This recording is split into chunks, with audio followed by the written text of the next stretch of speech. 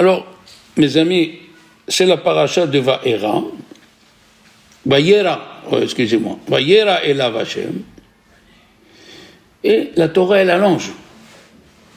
Elle allonge. Parce que c'est pas n'importe quoi, l'Achnasat Orhim qui faisait Abraham Avinu. Qui c'est qui cherche des invités? Au contraire. Qui c'est qui cherche? Il y a à Londres la bourse des invités. Ah ouais? Vous savez ce que c'est? Dans les quartiers, 2 quartiers juifs, Stamford Hill et Golders Green, dans les synagogues, le vendredi, les gens, ils voient un étranger, ils lui disent, je te donne $50, viens manger chez moi. Et qu'est-ce qu'il lui a dit, le monsieur? Il lui a dit, il y a un ici, m'a donné déjà $200. Vous allez voir ce que c'est Achnasat Orhim. Achnasat Orhim, c'est... Hein? Bien sûr. Achnasat Orhim, celui qui n'a pas d'enfant, et il fait Achnasat Orhim, il aura des enfants. Pourquoi? Qu'est-ce qu'il a dit Yosef, si tu te rappelles? Il a employé une lettre dans la Torah qu'il a dit aux Égyptiens. Et les Égyptiens lui ont dit, on n'a plus rien. Il a dit, He lachem zera. Qu'est-ce que c'est He lachem zera? Ça ne se parle pas comme ça. Hinne lachem zera. Alors, Alpi Kabbalah, le He, c'est la multiplication. Quand quelqu'un, il a He, il se multiplie. Alors, Léa, elle avait He. Zilpa, elle avait He. Rachel, elle n'avait pas He. Qu'est-ce qu'elle lui a dit? Prends ma servante, Bilha. Combien de He elle avait Bilha? 1 pour elle et 1 pour Rachel. Alors, quand il lui dit He lachem zera, comment la Torah elle écrit He? He Aleph. Achnasat Orhim. Tu auras des enfants. Il n'y a pas de Yud au milieu. Il n'y a rien. He lachem zera. Mamash. Rabbi Moshe Lilover, un admour, il fréquentait un rav qui s'appelle Rabbi Tzadok. À Cohen? Non. Non? Ah. Il était du Yémen. Il aurait dit, hein. Et ce monsieur, pendant la Première Guerre mondiale, il n'y avait pas de quoi manger. Et il ramassait du blé, malgré qu'il avait une kviout. Vous savez ce que c'est une kviout en hébreu? Il avait une heure où il fixait avec un grand mékoubal pour étudier la Kabbalah. Il laissait 7 heures, il allait donner à manger aux pauvres. Oui. Pourquoi? Alors là, vous allez tomber par terre. Qu'est-ce qu'a dit la Gemara dans Sanhedrin, la page 103?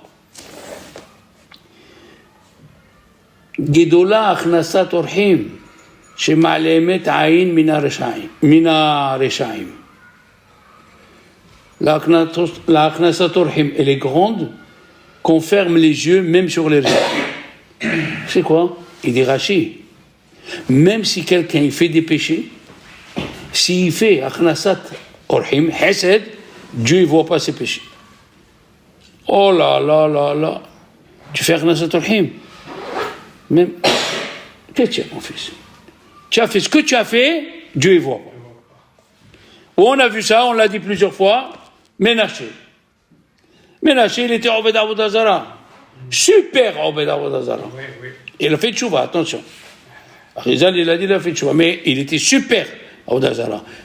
Et pendant 52 ans, Dieu n'a pas détruit le temple. Pourquoi, Claude? Il avait un hôtel.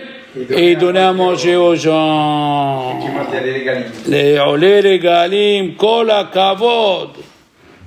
Gedola legima, elle dit la Gemara, elle est grande, un verre d'eau. Legima, c'est un verre d'eau. Shem Gedola legima, Nora, mamash. Que Dieu, il voit pas les fautes qu'il fait. Megin, ça le protège. Ça le protège des punitions, même que c'est un rachat. Pourquoi? Il fait Achnasat Orhim. Qu'est-ce qu'il y a écrit? Tov, Malbim, Shinaim, Mehalav. Comme ça, il a dit le roi Salomon. Mot à mot, c'est bien le blanc des dents que le lait. Qu'est-ce qu'il a dit la Gemara? Tov, Hamalbin, Shinaim lehavero, yoter mimashkeo. C'est bien si tu souris à ton copain, mieux que tu lui donnes à boire. Dans le cours ce matin. C'est péché de recommencer. Non. Bon, alors. Alors, dis pas. Il a dit, voilà. C'est écrit, la tzedaka c'est pour les pauvres. Mais Gmilut Hasadim, c'est les pauvres et les riches. Harav Gambo, c'est un grand rave qui est Rosh Yeshiva des Hasidés Karlin. Il a dit, un jour il a appelé Rav Shach. Vous connaissez la grandeur de Rav Shach? Il est mort 107 ans.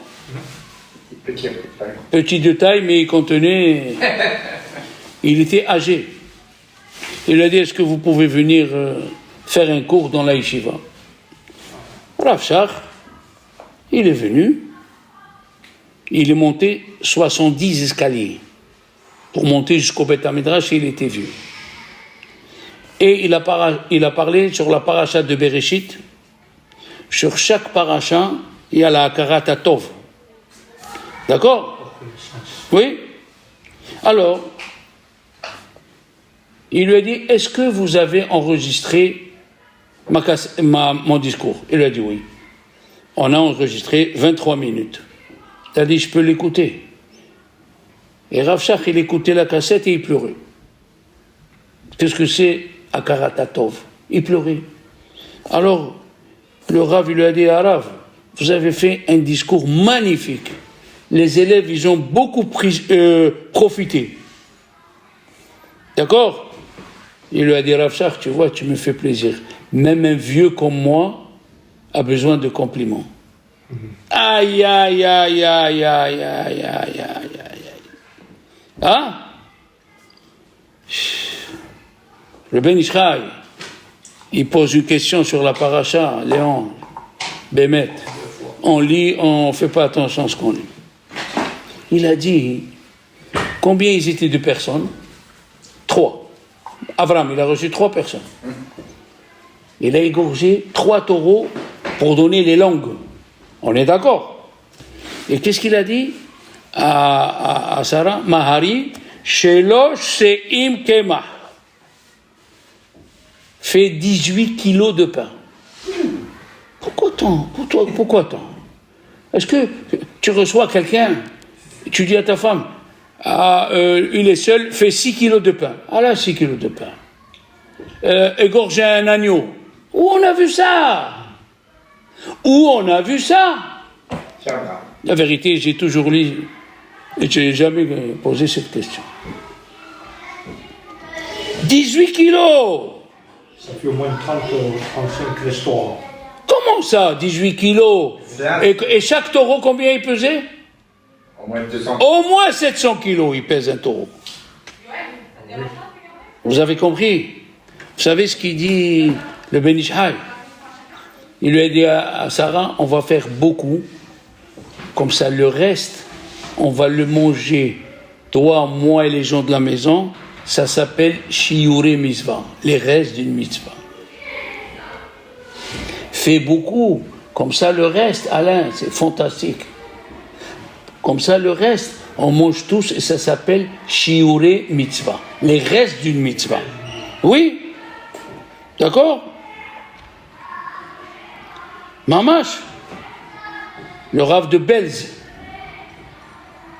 le premier Rabbi Shalom, Hassar Shalom mi Belz, il disait à sa femme le vendredi soir, parce que le vendredi soir, les chassidim ils font tish. C'est quoi tish en yiddish? La table. La table. Il y a une table qui fait 15 mètres, et ils viennent tous les chassidim autour du Admour, et c'est là où il fait kiddush. Et il y a un plat où il y a 200 boulettes, ou 300 boulettes, ils mangent une, et tout le monde se jette pour manger le reste.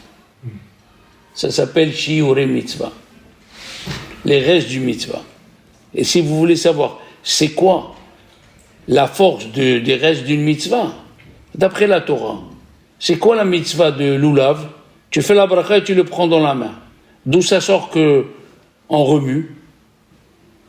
C'est les Hachamim qui nous ont dit de remuer. Et qu'est-ce qu'elle dit la Gemara? Quand tu remues à droite, à gauche, tu empêches les mauvaises pluies d'arriver sur ta ville. Pourquoi? Ça s'appelle Shiurei Mitzvah. C'est les restes du mitzvah. La mitzvah, tu as pris le lulav, c'est bon. Pourquoi tu vas et tu viens et tu vas? Shiurei Mitzvah. Le vendredi soir, le samedi soir, quand on fait l'Avdallah, on met les doigts dans le vin et on les met sur les yeux et sur le cou. Derrière le cou, il y a un os qui s'appelle Niskoï. Il se décompose jamais. Et pourquoi on met sur les yeux tout ça? Alors un dit, parce que les yeux c'est important, tout ça c'est du cinéma. Pourquoi on met sur les yeux? On montre à Dieu. Shiurei mitzvah, il dit la Gemara. Les restes du mitzvah. D'accord? Dans le Midrash, un Chouma de Vezot Aberacha, il a écrit, il y a des mitzvot où leur récompense, c'est des enfants. Il y a des mitzvot. Comment? Sarah, elle a reçu des invités. Qu'est-ce qu'elle a eu? Un garçon. La Shunamite, elle a eu Eliaou. Ah, merci, monsieur. Rabbi Chaim Ibrisk, et là vous allez, c'est extraordinaire. Rabbi Chaim Ibrisk, il était petit, il avait 7 ans, il était en danger de mort. Les docteurs, ils ont dit, on peut plus, on sait pas quoi faire. Il y a un Rav, un Admour, il s'appelle Hakobnirer. Il est arrivé.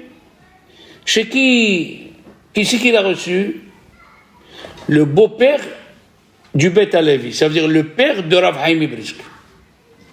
Il a reçu. Il est rentré, il s'est mis à pleurer, le beau-père, il lui a dit, pourquoi tu pleures? Il a dit, mon petit-fils Chaim, il va mourir, il est en danger de mort. Mon petit-fils, qui c'est qui va le sauver? Il lui a dit, amène-moi chez ton petit-fils. Il était dans le lit, les yeux à demi fermés, à peine si sa respiration, elle était mskine. Et il s'est levé, il a dit, dans la paracha, c'était la paracha de la semaine. Toute la paracha, elle est au passé. Sauf un mot. Vehu omed aleem. Il fallait dire Vehu amad. Il était debout. Voilà. Pourquoi tu dis omed au présent? Alors, combien de fois il les a reçus, Avraham Avinu, à ses invités? Une fois il a reçu ses anges. Il a dit un hidouche. Il a dit chaque fois qu'un homme il reçoit une personne à la maison, Avraham Avinu il vient avec cette personne. Et qu'est-ce qu'elle dit la Gemara? Et le Midrash, Avraham Avinu, il avait un flacon autour de son cou où il y avait dedans une pierre précieuse. Et qu'est-ce qu'il a écrit? Tout celui qui était malade et il voyait la pierre précieuse de Abraham, il guérissait. Alors il lui a dit, le Kasbiler, Arav Mikasbiler, il a dit à celui qui l'a reçu, il lui a dit, tu me fais moi Achnasat Orhim, tu m'amènes chez ton petit-fils, il y a Avraham Avinu qu'il essaye de regarder la pierre précieuse. Et il est sorti. 1 heure après, Rabbi Chaim Ibrisk, il était debout. Il avait 7 ans. 16 ans. 7 ans. Ah, 7 ans. Oui. Mamash. Ah. Il lui a dit, tu fais Achnasat Orhim. Mamash.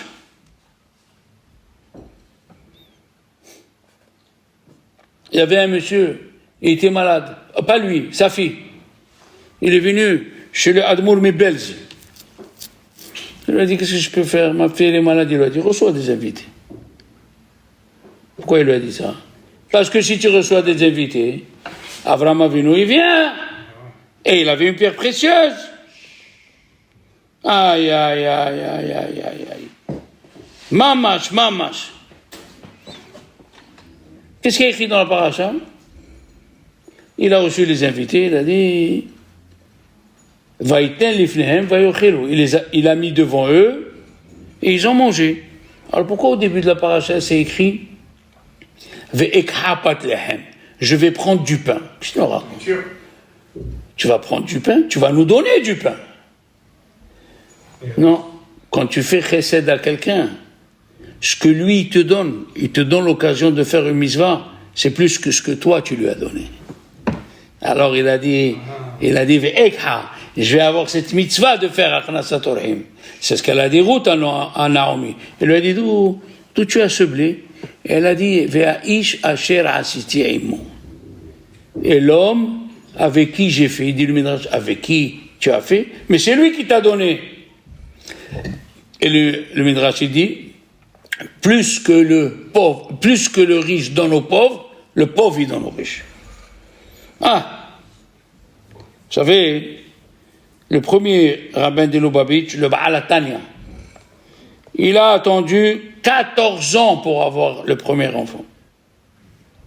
Et il est parti chez son Rav, le Maggid Mimezrisht, qui était l'élève du Baal Shem Tov. Il lui a dit, qu'est-ce que je peux faire pour avoir un enfant?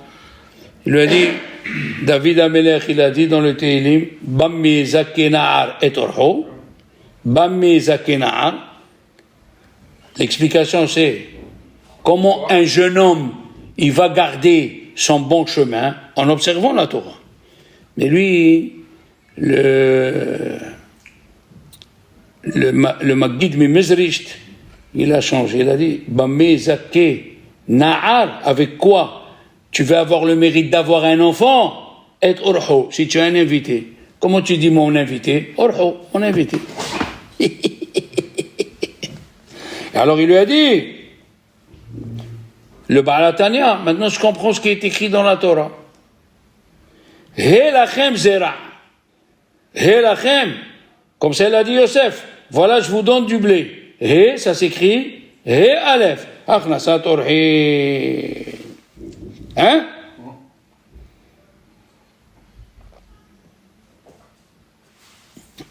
Ils ont dit les Chachamim, Vaïta Eshel. Sur Avraham Avinu. Il a planté Eshel, un hôtel. Et Eshel, hôtel, ça ne se dit pas Eshel. Ça se dit Malon. Que pourquoi il dit Eshel?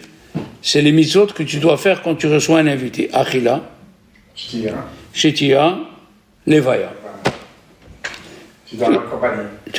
Attends, Léon, tu dois donner à manger, à boire, l'accompagner, tu lui donnes des sandwichs pour le reste du chemin. Eh oui. Bien sûr.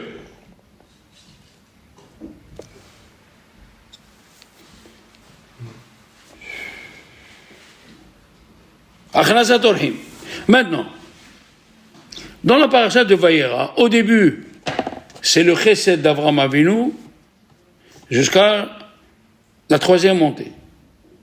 La fin de la paracha, c'est la Hakeda. Au milieu, c'est qui? C'est Don Va'amora. D'accord? Qu'est-ce qu'il dit Rabbeinu Yonah dans Michelet? Qu'est-ce qui est écrit dans la paracha? Amchassé, Anim et Abraham. Est-ce que moi, je vais fermer les yeux et je ne vais pas dire à Abraham que je vais détruire Sedom Va'amora? Et qu'est-ce qu'il a dit dans la Torah? C'est écrit Sa'akat Sedom Va'amora Rabbahi.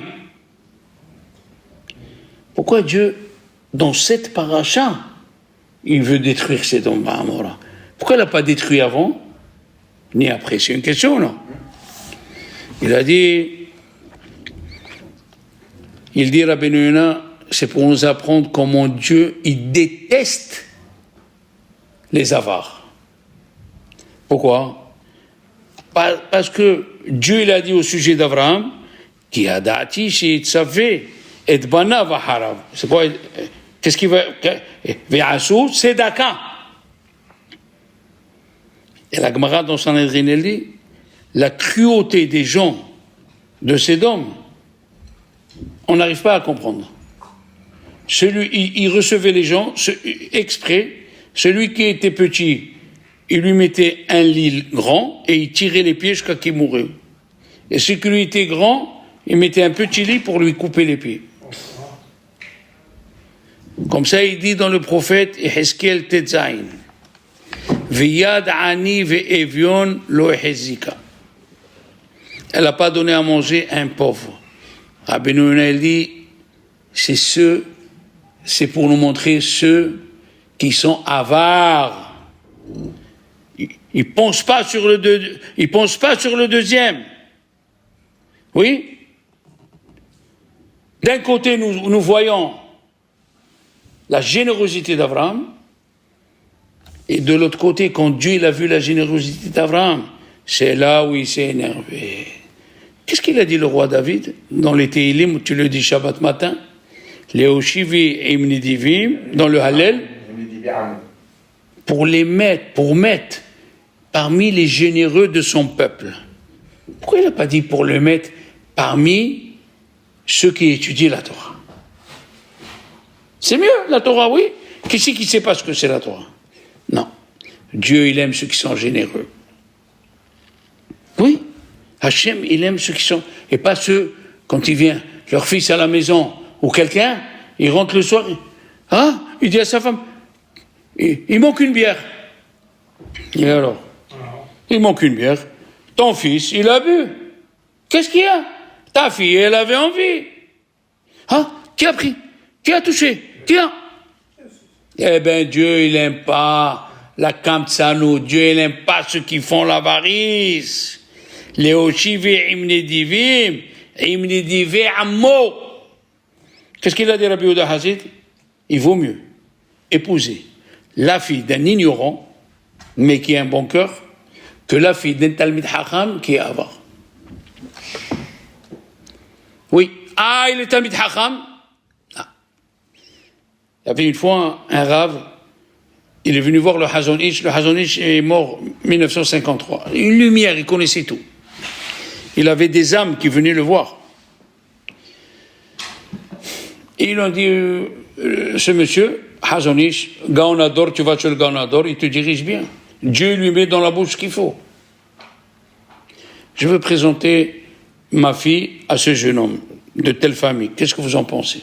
Je dis, présente, mais après, tu m'amènes ta fille. Après les présentations, comment ils font? Ils se mettent en Israël dans un hôtel. Il y a le futur marié et la future mariée, ils se mettent à parler. D'accord? Après, la Bdisha, ça s'appelle, ils se sont rencontrés. La fille, elle est venue. Elle est venue. Il lui a dit, Hazon Ish, une question. Qui c'est qui a payé la boisson? Il lui a dit, chacun a payé sa boisson. Il t'a pas payé la boisson? Tu arrêtes le Shidour. Il n'y a plus de Shidour. Il est Talmid Hacham, il dit ce que tu veux, tu arrêtes le Shidour. Tu commences à compter. Ne mange pas tous les cacahuètes, laisse-moi un petit peu. Tu commences à compter. Il m'a mangé ça, il a bu ça. Eh bien, sache que Dieu, il haït ceux qui sont avares. Voilà. La Gemara nous dit, et le Midrash dit, les anges sont venus chez Lot. Ils lui ont dit, voici demain, on va détruire ces hommes. Comme ça, c'est écrit dans la Torah. Et le Zohar, il donne une explication. Il dit le fait qu'ils ont dit nous allons détruire, nous, qui tu es toi? Hachem, il va détruire. Alors il les a punis, 180 ans ils étaient au dehors du ciel, en exil, jusqu'à que Yaakov il arrivait l'échelle. Qu'est-ce que c'est écrit dans le rêve de Yaakov? Les anges y montaient et ils descendaient. Mais d'abord ils descendent, non, ils sont montés ceux-là. Ça c'est l'explication du Zohar. Aïe, aïe, aïe, aïe, aïe, aïe. Il est venu un grand rave. Il s'appelle Rav Haim Zeitzik. Il a dit une chose. Baal Moussar, de Novardok. Il a dit, qui leur a dit aux anges de dire à Lot, demain on va détruire. Quand est-ce que Dieu va détruire? Demain. Pourquoi tu leur as fait la peine toute une nuit? L'autre, il n'a pas dormi, sa femme n'a pas dormi. Tu as fait de la peine en plus. Comme ça, il dit Rav Haim Zeitzik, c'est fantastique. Pourquoi tu lui ajoutes? Comme ça, il dit Rabbi Ovadia Yosef, si tu es avec ta femme, si tu es avec ta femme, vous allez aller à un mariage, et on t'envoie un message, ton beau-père, il est mort. Est-ce que tu dois le dire tout de suite?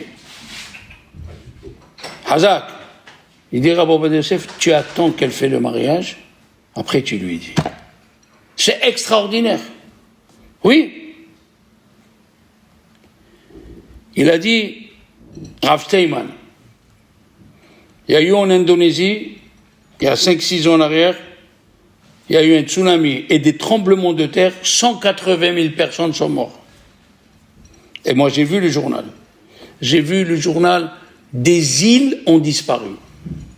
Il a dit pourquoi? Parce qu'ils sont cruels, ils ne font pas chesed un à l'autre. Dans ces pays-là, ils ne font pas chesed. Il a dit, le chesed qu'ils font les goïms, même envers l'autre, afilou shelo le shem shamayim, ça protège. Parce que Dieu, il aime le chesed. Dieu, il est bon. Et il a créé l'homme qui soit bon avec son entourage, avec sa femme, avec ses enfants. C'est pas obligé que ton fils, il te dit, papa, je suis un peu serré. De temps en temps, achète-lui une chemise. Maïesh! Tu as un rave. De temps en temps, fais-lui plaisir. Maïesh! Montre ta générosité. Tellement que Baruch il aime le chesed. Il a créé une mitzvah, Claude, où même toi, tu n'as pas pensé, et Dieu dit c'est une mitzvah. Tu as un champ. Tu as cueilli, tu as fait des tas. Le lendemain, tu as ramassé tout les tas de blé. On vient, on te dit, Claude, tu as oublié un tas. Ce tas-là, il s'appelle Shikha. Qu'est-ce qu'elle dit la Torah? Laisse-le pour les pauvres. Mais toi, tu n'as pas pensé. Tu n'as pas pensé. Quand même la Torah tellement... Aïe, aïe, aïe, aïe, aïe, aïe. Il a dit, Rav Steinman, l'Amérique, pourquoi il n'a pas eu de tremblement de terre? C'est un très généreux. Vas-y. C'est un très généreux. Il n'a pas eu de tremblement de terre.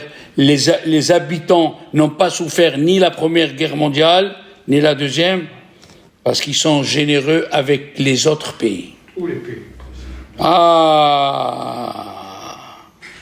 Mamash, ça protège. Il a dit Chafetz Chaim, ce que je suis jaloux de Rav Chaim Brisk, c'est pas de son génie dans l'étude. Parce que chacun, Dieu lui donne l'intelligence qu'il faut. Je suis jaloux du chesed qu'il fait chez lui à la maison. Une fois, Rabbi Chaim Brisk, quand il sortait de la ville, il s'habillait comme tout le monde. Il enlevait le frac, on dit, il enlevait tout, et il partait. Il est arrivé dans une auberge à 1h du matin, il a tapé, le type, il a ouvert, pourquoi vous me dérangez? On ne va pas rester dans le froid. Il les a fait rentrer, il leur a pas donné à manger, il les a mis dans un couloir, et ils ont dormi par terre. À 3h du matin, il est venu un admour. Il a tapé, le monsieur, il voit le admour avec les chassidim. Ah, il va gagner de l'argent, un admour. Il ouvre, il allume les lumières, il met les bois dans la cheminée. Et le admour, il s'est levé, il a sorti de la viande, des haricots blancs, chauds, une loubia. Il a sorti un couscous de fou. En allant pour faire un étila. Il voit par terre, il a reconnu Rav Chaim Brisk. Aïe, aïe, l'honneur de la Torah par terre, l'honneur de la Torah par terre. Les Hasidim sont venus, ils ont pris Rav Chaim, ils l'ont mis à la salle à manger, il y avait la lumière, il faisait chaud. Et il est venu l'aubergiste, il a compris ce qu'il a fait. Il s'est mis par terre, pardon, il lui a dit, pardon à une condition. Tu viens passer une semaine chez moi, tu vas apprendre ce que c'est Achnasat Orhim. Il pose la question à Rav Chaim Brisk. La Torah nous raconte que l'autre a fait Achnasat Orhim, oui.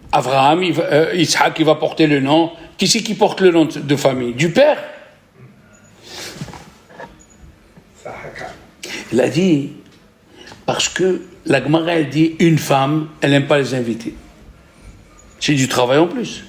Il faut moudre le blé, il faut pétrir, Alors les anges, quand ils ont vu cette séouda immense, ils ont dit, c'est pas possible. C'est ta femme qui a préparé. Où elle est?